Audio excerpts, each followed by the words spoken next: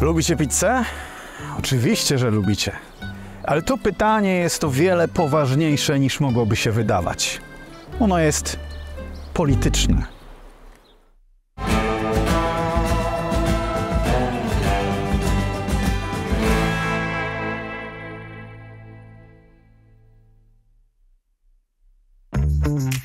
Temu facetowi pizza i polityka przyniosły miliony.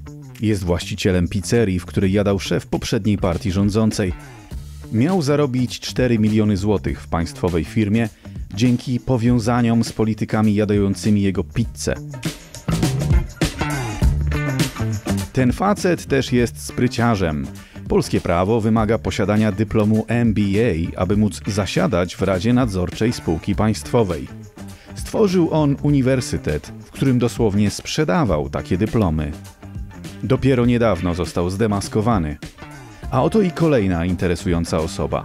Ten człowiek tylko dzięki lojalności partyjnej został prawą ręką szefa państwowej telewizji i w 3 lata zarobił 3 miliony złotych.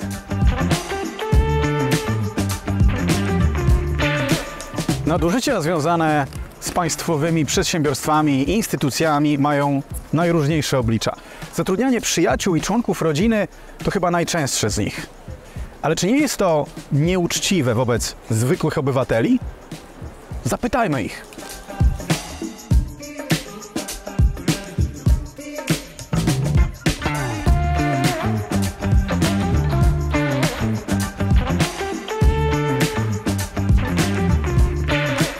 Pizza czy karkówka? Karkówka. Chyba pizza. Pizza. Karkówka. Karkówka. Zdecydowanie. Dobra, czy rząd powinien w takim razie, nie wiem, zająć się produkcją karkówki, udostępnić obywatelom karkówkę, żeby był dostęp do karkówki? Nie, oczywiście, że nie. Nie? Dlaczego? Bo rząd nie ma swoich pieniędzy, no. Na grilla karkówka. Karkówka. Karkówka. Czy zatem na przykład, nie wiem, państwo powinno zająć się produkcją i dystrybucją karkówki, tak żebyśmy mieli łatwiejszy dostęp do karkówki niż teraz? Nie. Dlaczego? Nie, dla mnie to jest w ogóle poronione. Poroniony pomysł, poroniona jakby procedura, bo znam taką firmę, nie powiem jaka to jest nazwa, nie powiem w jakim mieście, ale zupełnie osoba nie z takim wykształceniem zajmowała kluczowe stanowiska w takiej firmie. To dla mnie to jest po prostu nie do przyjęcia i bez sensu. Głupota.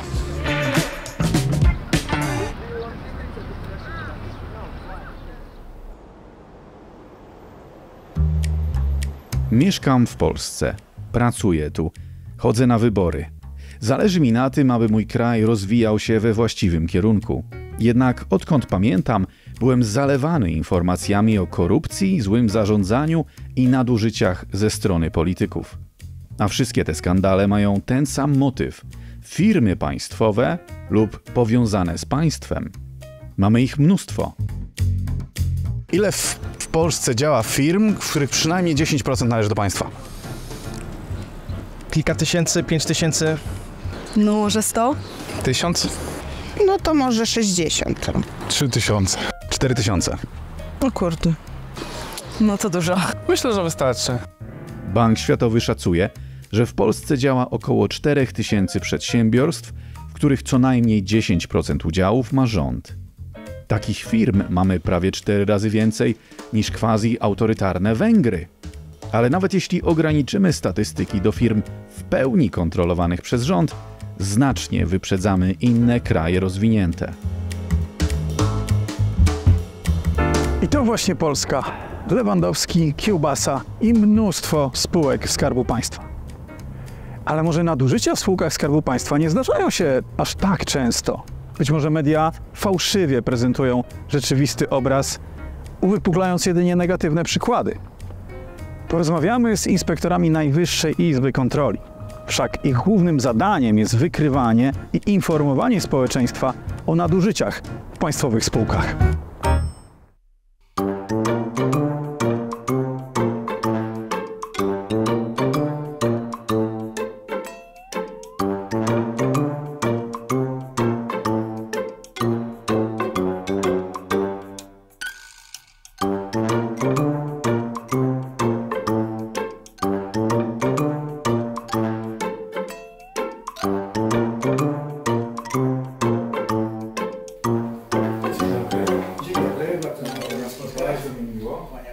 ostatnich latach kontrole, które często dotykają właśnie spółek Skarbu Państwa, ujawniały szereg nieprawidłowości, na przykład przy wysokich wynagrodzeniach i odprawach dla członków zarządów tych spółek, w sytuacji, kiedy wyniki finansowe spółek się pogarszają, czyli pensje rosną, wyniki finansowe się pogarszają.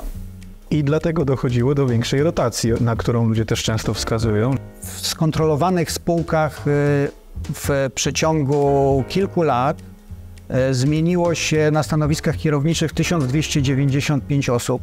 Na ile spółek? To było 28 spółek. Ta wysoka rotacja bardzo dużo nas kosztuje, ponieważ wiąże się z bardzo dużymi odprawami. Jak duże są te odprawy? Nasza ostatnia kontrola wykazała, że dla 107 osób na najwyższych stanowiskach w skontrolowanych 28 spółkach przeznaczono na nie 155 milionów złotych, a najwyższa pojedyncza dla jednej osoby odprawa wyniosła 4 miliony złotych.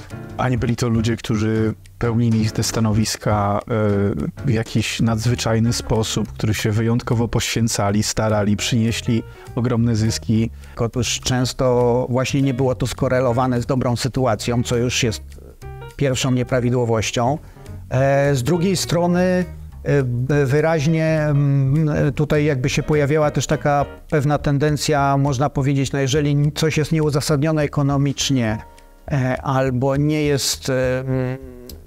nie wynika z przepisów prawa wprost, chociaż jest dopuszczalne, no to można się domyśleć, że jakieś inne względy jeszcze decydują o tych ruchach na tych stanowiskach, patrz polityczne. Jedna z osób, która miała pełnić w zarządzie funkcję, dostała propozycję kontraktu, w którym było wprost napisane, że jeżeli zwolni się przed upływem 6 miesięcy od momentu podpisania tej umowy, to otrzyma właśnie bardzo wysoką odprawę. No i proszę zgadnąć, co ta osoba zrobiła przed upływem 6 miesięcy. Zwolniła się oczywiście, uzyskując tą wysoką odprawę. Kto przychodzi i zmienia dyrektorów? Często są to powiązania też takie, które są nieformalne, a więc pewno niedostępne również dla zbadania narzędziami naszymi. I to trwa i trwa, rok po roku. Ludzie bez kompetencji lub z minimalnymi kompetencjami są w stanie zarabiać i marnować ogromne pieniądze tylko dlatego, że mają odpowiednich przyjaciół. A co jeśli spowodują straty w firmach, którym szefują?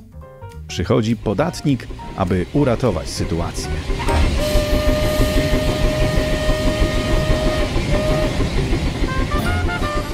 Polskie spółki kolejowe w latach 2004-2016 otrzymały łącznie blisko 25 miliardów złotych pomocy publicznej.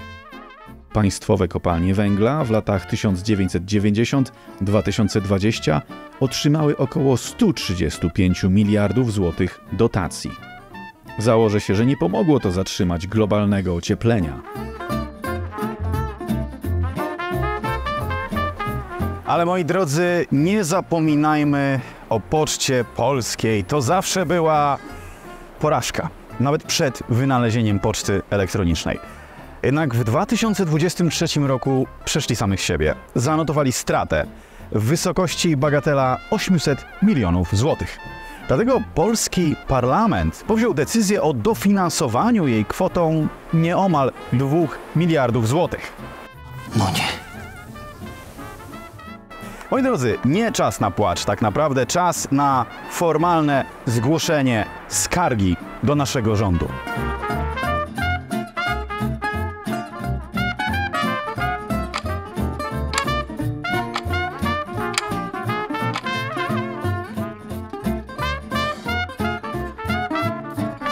To była pożyteczna wizyta. Wprawdzie nie udało mi się za bardzo wysłać mojej skargi, bo powiem wam szczerze, coś innego zwróciło moją uwagę i nie mogłem się powstrzymać. Zobaczcie, jaka piękna, dekoracyjna poduszka, jedyne 30 zł.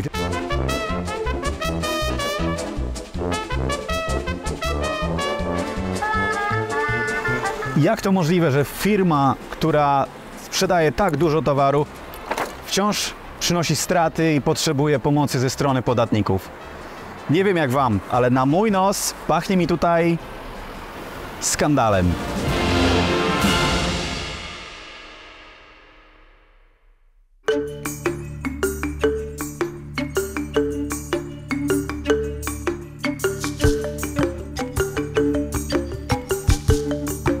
Lew, król pustyni. Odpoczywa po obfitym posiłku. Pewnie na to zasłużył.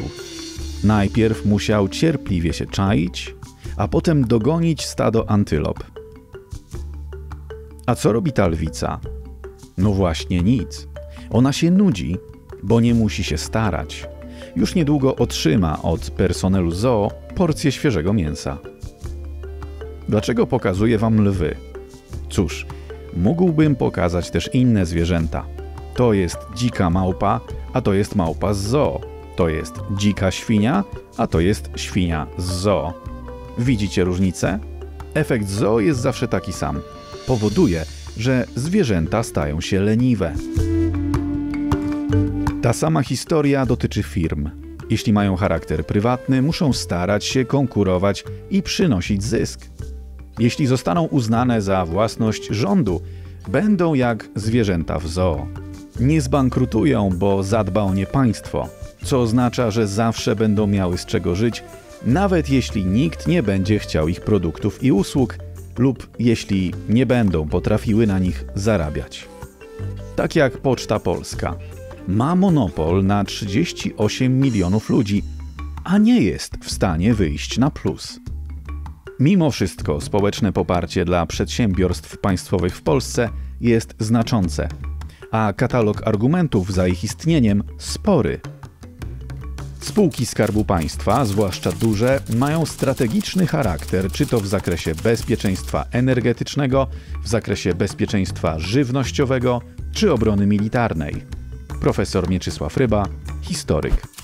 Te spółki, przedsiębiorstwa, które świadczą usługi publiczne dla swoich obywateli, powinny być w rękach państwa. Tomasz Trela, poseł Lewicy.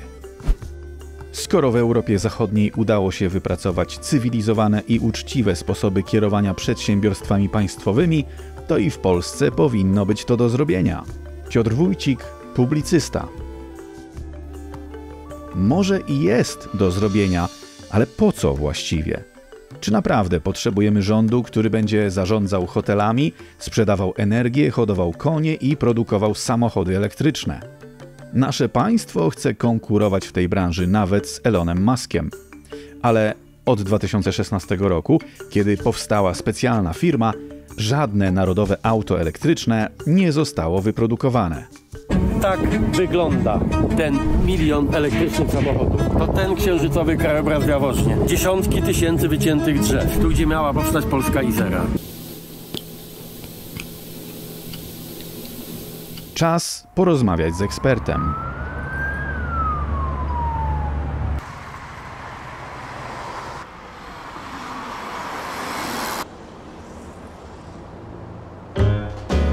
To nie są samochody elektryczne. To są tradycyjne silniki spalinowe. A właśnie producentów benzyny podaje się często jako znakomite przykłady świetnie zarządzanych i przede wszystkim przynoszących państwu ogromne zyski państwowych przedsiębiorstw. Od 3 dekad doradzasz różnym rządom. Co byś powiedział? Może właśnie ten sukces jest dowodem na to, że takie przedsiębiorstwa są potrzebne? Przede wszystkim firmy energetyczne, naftowe, elektryczne nie zawsze przynoszą zyski. W niektórych krajach przynoszą forynalne straty. W niektórych krajach przynoszą forynalne zyski. Tam, gdzie przynoszą bardzo wysokie zyski, to zwykle mają bardzo wysoką pozycję monopolistyczną. Cały system jest zbudowany wokół tego, żeby właśnie te zyski wycisnąć z gospodarki, prawda? Bo rząd uwielbia te pieniądze, bo zasilają budżet. A co potem rząd robi z tymi pieniędzmi? Czy zawsze wydaje je prawidłowo? Bardzo często nie i to jest następny problem, prawda? Okej, spodziewałem się, że powiesz to, co powiedziałeś i przygotowałem tutaj taką bardzo ciekawą, lekką na szczęście lekturę. Nie wiem, czy znasz raport rządowy a propos państwowych przedsiębiorstw na lata 2016-2023. Może proponowałbym Ci skoncentrować się na stronie 4, tam chyba są największe atrakcje. Przedsiębiorstwa publiczne osiągają bardzo dobre wyniki finansowe. Jest to korzystne dla Skarbu Państwa w postaci wpływów podatkowych i dywidend. Zyski spółek przeznaczane są m.in. na inwestycje mające na celu zapewnienie bezpieczeństwa Polski w obszarach tak ważnych dla państwa jak energetyka. Strategiczne podejście Skarbu Państwa do inwestycji ma kluczowy wpływ na tworzenie trwałych i dobrze płatnych miejsc pracy, co jest ważnym czynnikiem wspierającym rozwój gospodarczy kraju. Trwałe i dobrze płatne miejsca pracy, rozwój gospodarczy kraju. No jak można być temu przeciwnym? Przedsiębiorstwa państwowe to zwykle są te przedsiębiorstwa, które właśnie państwo wybrało bardzo selektywnie. To są te, które mają duże zyski zwykle, bo mają specyficzną, monopolistyczną pozycję na rynku. Czy przedsiębiorstwa są naprawdę innowacyjne, czy one są w innowacyjnych sektorach, czy one wytrzymają wolnorynkową, prawdziwy wolnorynkowy konkurencję z innymi przedsiębiorstwami z innych krajów, że nastąpi nagle otwarcie rynku kompletne? Przedsiębiorstwa, które nie upadną i służą społeczeństwu. To cię nie przekonuje? Nie, absolutnie mnie nie przekonuje, bo co to znaczy bezpieczne? Żyjemy w bardzo dynamicznym świecie, wszystko się zmienia. A jeszcze najgorzej jest, jak jeszcze masz państwowy bank. Dlatego, że wtedy ten bank ściąga depozyty od ludności, płaci im tam bardzo niskie odsetki, a potem udziela kredytów. Czy my wiemy, czy te kredyty są robione na zasadach komercyjnych? To czyli państwo zawsze może ustawić cały rynek w ten sposób, że każde przedsiębiorstwo będzie zyskowne. Oczywiście politycy chcą mieć dostęp do spółek Skarbu Państwa, bo w ten sposób mogą wpływać na to, co robią, prawda? Jeżeli można zatrudnić kogoś na 30 000 tam do rady nadzorczej miesięcznie, to dlaczego potem nie może takim przedsiębiorstwom na przykład drogi wybudować, albo sfinansować budowy lokalnej mleczarni, albo... Może są to projekty, których rynek by się nie podjął, a są potrzebne. No rynek się nie podjął, a potrzebne, a dlaczego są potrzebne? Rynek się nie chce podjąć, ale są potrzebne, prawda? Komu są potrzebne? Dlaczego są potrzebne?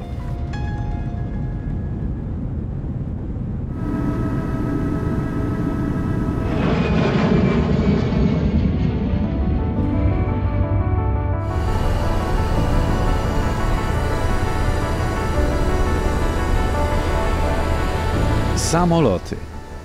To wspaniały wynalazek, ale dlaczego pokazuję wam samoloty? Po pierwsze dlatego, że Polska ma swoją własną narodową spółkę lotniczą.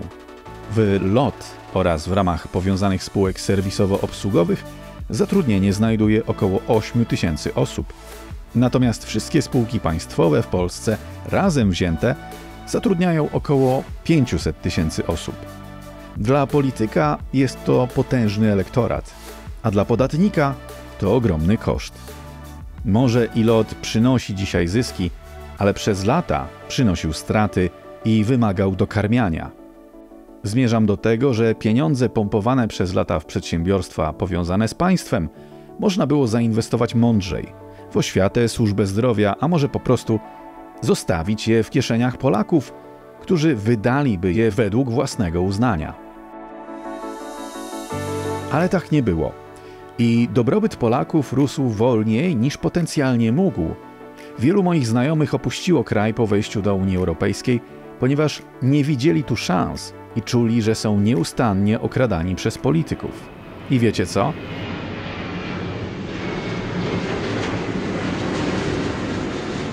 Nigdy nie wrócili. Czy Polska jest na tyle bogata, że stać ją na dotowanie nieefektywnych firm?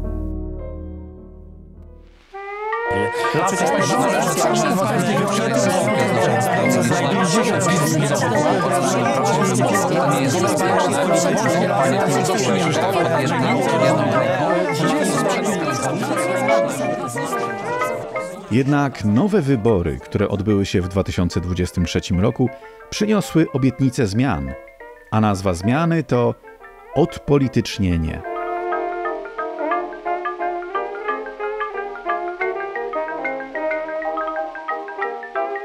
Na pierwszy rzut oka te zapowiedzi brzmią nieźle, jednak im dłużej obserwuję rzeczywiste działania polityków, tym bardziej wątpię, czy można im ufać.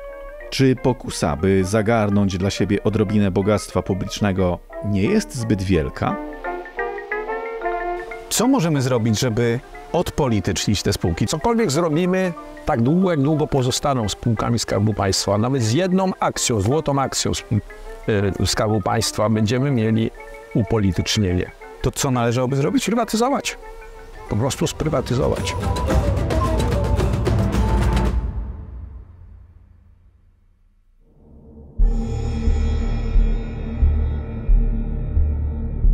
Prywatyzacja. Rzadko kiedy słyszymy to słowo w pozytywnym kontekście. Zwykle kojarzy się z kradzieżą, korupcją i kryzysem. Prawdziwa katastrofa, prawda? Historię prywatyzacji przedstawia się zwykle następująco. Komunizm w Polsce upadł pokojowo, ale ten pokój miał swoją cenę. Przede wszystkim komuniści będący u władzy chcieli zapewnić sobie godne życie w nowym ustroju. Po drugie, zagraniczne mocarstwa chciały przejąć nasz rynek dla własnych celów. Prywatyzacja była częścią tzw. terapii szokowej, zaaranżowanej dla osiągnięcia obu tych celów. Państwo sprzedało polski przemysł w ręce komunistycznych aparatczyków i inwestorów zagranicznych. Skutkowało to likwidacją wielu sprywatyzowanych firm lub zastąpieniem ich produktów towarami z importu. Oczywistym skutkiem było masowe bezrobocie.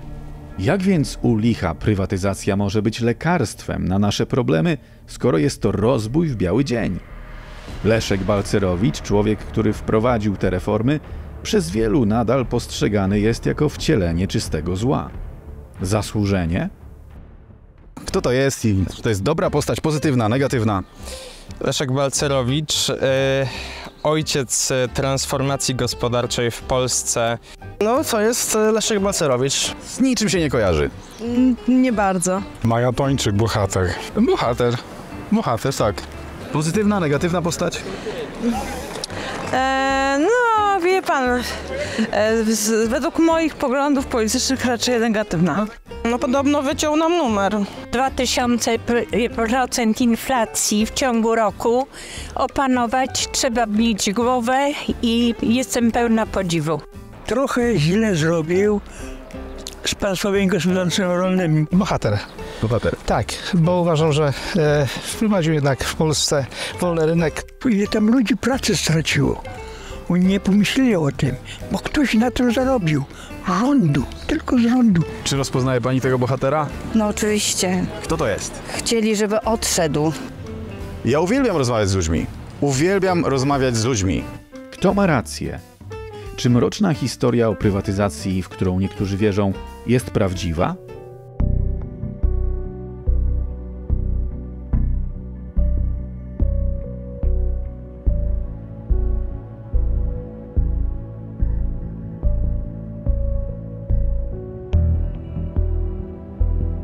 Moi drodzy, zaprosiłem was, ponieważ reprezentujecie tą nieemocjonalną stronę sporu. Badaliście polską prywatyzację naukowo. Wiecie chyba wszystko, co można na ten temat wiedzieć. A zaprosiłem was tutaj, ponieważ mam takie wrażenie, że jesteśmy w tym bardzo charakterystycznym punkcie Warszawy, gdzie dookoła nas jeszcze 30-40 lat temu tętniło życie. Tu były zakłady produkcyjne, tutaj były browary warszawskie, tam dalej produkowano radiomagnetofony, a dzisiaj po browarach warszawskich zostały jedynie te rury tutaj dla ozdoby, w których wątpię, czy płynie cokolwiek pożytecznego dla ludzkości.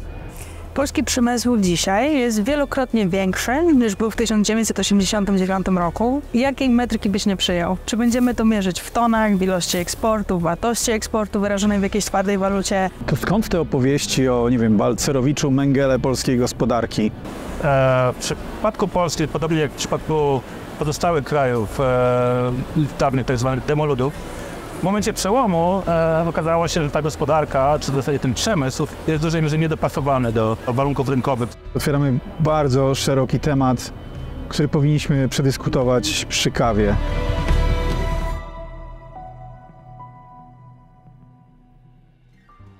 Jak można nazwać system, w którym Polska funkcjonowała, polskie firmy funkcjonowały przed 1989 rokiem? Bo to nie były spółki Skarbu Państwa, tak jak je dzisiaj rozumiemy. To były przedsiębiorstwa państwowe, które były zarządzane na różnych szczeblach, to znaczy były m.in. tak zwane zjednoczenia. Te zjednoczenia były z reguły sektorowe, które zarządzały kilkoma przedsiębiorstwami państwowymi albo kilkunastoma. Istniały również spółdzielnie, które co do zasady nie były państwowe, tylko były spółdzielniami, a także istniały w końcówce PRL-u przedsiębiorstwa polonijne, które miały nawet udział kapitału zagranicznego. Gospodarka PRL-u znajdowała się w gigantycznym kryzysie w końcu lat 80., właściwie przez całe lata 80., związanym jeszcze z długami z epoki Gierka. I embargo na polskie produkty, między innymi zagraniczne na zachodzie. Też ponieważ nie mieliśmy waluty wymienialnej, to importowanie było trudne i import był w zasadzie ograniczony do dóbr przemysłowych. W Polsce przed 1989 rokiem mogłeś kupić dowolny samochód, ale był to czarny Ford T, czyli mogłeś kupić jaką pościel chciałeś pod warunkiem, że była biała i bawełniana. Otwieramy granicę 89 rok, w momencie, w którym się pojawia popyt ze strony polskich rodzin, pojawiają się produkty z zagranicy takie konsumenckie i czasami ludzie je woleli. A te polskie produkty konsumenckie, jak my jeszcze pamiętamy, były raczej erzacami produktów zagranicznych. Wiesz, to dzisiaj jest super chodzić w relaksach, nie? Ale w takiej zbiorowej pamięci, która cały czas się aktywuje gdzieś w mediach społecznościowych, lata 90., zwłaszcza pierwsza połowa, to jest tak naprawdę wycinka polskich przedsiębiorstw. To są upadłości, to są kryzysy, to są traumy, to są gigantyczne bezrobocia. Większość historii przedsiębiorstw państwowych po 1989 roku, no to 20 lat później nadal funkcjonowało i prowadziło działalność ponad 70% z nich.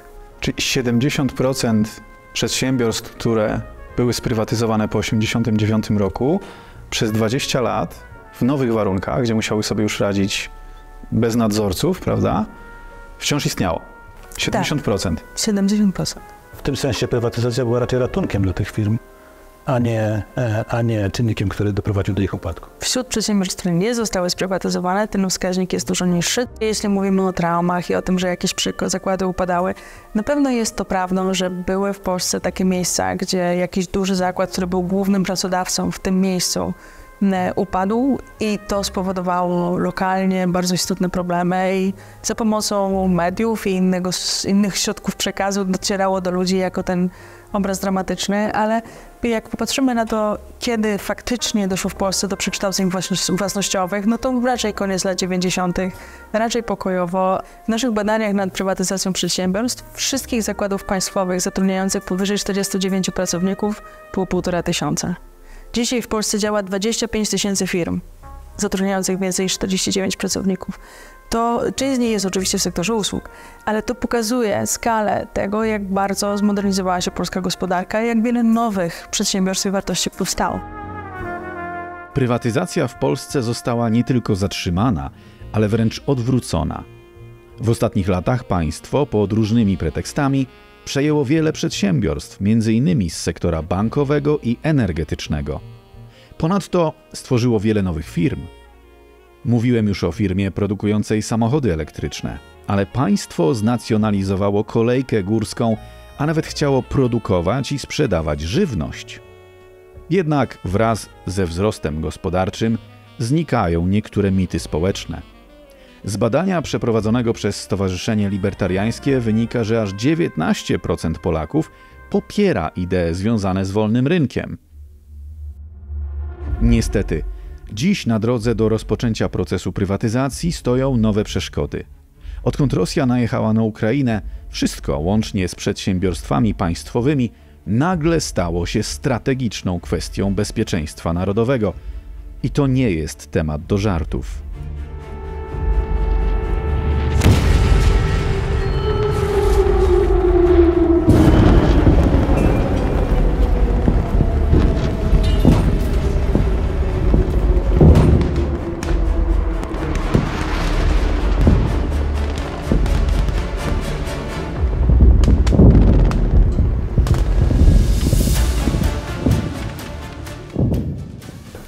To jest nasze słodko-gorzkie trofeum. T-80 rosyjski czołg spod Bucza, jeszcze gwiazdkę nawet na nim widać. Niektórzy mówią, że nawet jeśli skończy się wojna, to nie skończy się ten rosyjski sposób myślenia i prędzej czy później Rosja zacznie szykować się do kolejnej inwazji. A w czym na pewno jest dobra, z tego co widzimy, to w przekonywaniu wolnych i bogatych krajów do tego, żeby robili z nią interesy. I teraz, czy jako zwolennik prywatyzacji nie obawiasz się takiej sytuacji, że Rosja może wejść na rynek, wykupić wtedy sprywatyzowane już kluczowe i strategiczne spółki i w jakiś sposób zacząć obracać je przeciwko nam? No, to nie jest tak, że jesteśmy tutaj od wczoraj, tak? Mamy już ustawy, dwie, które chronią, dają państwu możliwość ochrony spółek o strategicznym znaczeniu. które pozwalają nam, a właściwie rządzącym, patrzeć, jak firma jest zarządzana, jakie są akcje sprzedawane, komu, jakie podejmuje strategiczne decyzje i blokować je, albo w każdym razie im się przyglądać. Także tutaj to już jesteśmy na to przygotowani w zasadzie. Nie można sprzedać spółki Skarbu Państwa, czy spółki nawet prywatnej o strategicznym znaczeniu dowolnemu kupcowi. To jak powinna wyglądać w dzisiejszych realiach ta sensowna prywatyzacja XXI wieku? Można to zrobić na rozmaite sposoby. Można przede wszystkim wymieniając najpierw zarządy w taki sposób, żeby jak najmniejszy był udział państwa. Tak? Możemy zrobić przetarg online, gdzie wszyscy akcjonariusze z wyłączeniem państwa będą decydowali, kto będzie zasiadał w zarządzie. To będzie pierwszy krok. I dalej stopniowo umówić się, że będziemy prywatyzowali po częściach po 10, po 20% danych spółek. Dzisiaj rano rozmawialiśmy z mieszkańcami Warszawy a propos prywatyzacji. Ja byłem zaskoczony, ponieważ w większości wypowiadali się pozytywnie, praktycznie wszyscy. I nawet ci, którzy byli lekko sceptyczni wobec prywatyzacji, wciąż nie chcieli mieć państwowej pizzy czy państwowej karkówki. No bo jej nie było. Jak to zrobić? Jak to jest możliwe w ogóle, że tutaj z jednej strony ludzie, naprawdę 80-90% wypowiada się pozytywnie o prywatyzacji spółek Skarbu Państwa, a z drugiej strony wybierani są politycy, którzy zdają się być głusi na te argumenty? No, politycy zarządzają dwoma rzeczami, tematami. Jedna to jest przestrzeń, czyli granice, administracja, podział na rozmaite sektory kraju. I drugi to jest czas, czyli układanie wszystko zgodnie z jakimiś parametrami co do tego, jak mamy się rozwijać tu i teraz i w przyszłości. I z przyszłością sobie politycy kompletnie nie dają rady. Mają tego tak dużo tu i teraz, zajmują się sobą i potrzebują spółek Skarbu Państwa do budowania lojalności, zależności politycznych, do szybkich transferów pieniędzy w momencie, gdzie potrzebują, mają jakieś luki w zarządzaniu. W związku z tym trzymają się kurczowo spółek Skarbu Państwa, tak jakby nie było jutra. Mam wrażenie, że czegoś drobnego nam jeszcze brakuje. Przydałby nam się empiryczny, naukowy, historyczny dowód na to, że prywatyzacja ma sens. Czy dysponujemy takimi dowodami? 35 lat Polski, ostatnie 35 lat po przemianach. Więcej dowodów chyba nie trzeba. Ale w Rosji rozpoczęli prywatyzację w podobnym czasie co my. I tam nie wygląda to najlepiej. Zupełnie inne instytucje, inne tradycje, inny system demokratyczny. Zupełnie inna sprawa. Okej, w przypadku w takim razie poprawnie przeprowadzonej prywatyzacji, co należy zrobić ze środkami uzyskanymi z tego procesu? Prywatyzację można prowadzić różnymi kanałami. Można sprzedać wszystko, wtedy środki przeznaczyć na obniżenie długu, wydatki państwowe, budowę infrastruktury. Można również zrobić coś zupełnie innego, czyli po prostu przekazać akcje firm państwowych na rachunki indywidualnych inwestorów. Ja bym preferował właśnie tę metodę. Zróbcie cokolwiek, bo to, co jest teraz, jest najgorszym rozwiązaniem.